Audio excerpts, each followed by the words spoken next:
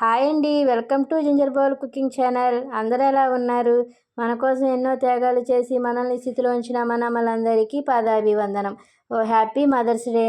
ఏ పిల్లలు ఇంట్లోనే ఉంటున్నారు కదండి. చికెన్ అడిగినప్పుడల్లా వారికి మసాలాలు, గ్రేవీలు ఇవన్నీ ఎక్కువ వాడకుండా సింపుల్గా నేను చెప్పిన విధంగా ట్రై చేయండి.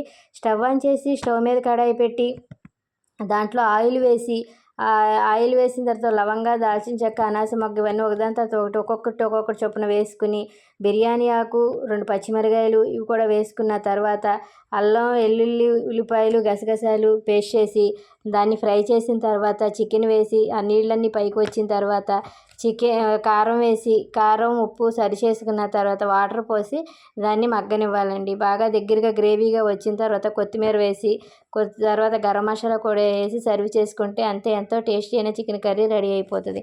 దీనికి కాంబినేషన్గా బగారా రైస్ తయారు చేసుకుందామండి. ఒకసారి నేను చెప్పిన విధంగా తయారు చేయండి. సింపుల్గా చాలా టేస్ట్గా ఉంటుందండి.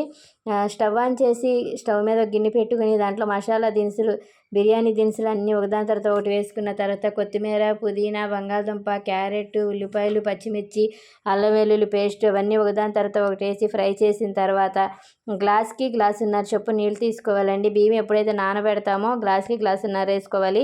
బియ్యం నానబెట్టకపోతే గ్లాస్కి 2 గ్లాసులు చొప్పున వేసుకోవాలండి. నేను నానబెట్టాను కాబట్టి గ్లాస్కి గ్లాసున్నర చొప్పున వేసుకుంటున్నాను.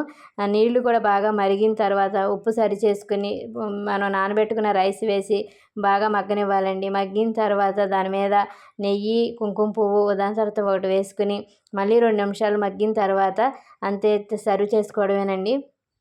దీన్ని చికెన్తో తర్వాత రైతాతో తింటే చాలా టేస్ట్గా ఉంటుందండి. పిల్లలకి కూడా ఇలా తినడం వాళ్ళకి చాలా ఇష్టంగా తింటారు. ఒకసారి మీ పిల్లలకి ఈ విధంగా ట్రై చేయండి. అంతే, ఎంతో టేస్టీ అయిన chicken with bagara rice ready అయిపోయినట్టు.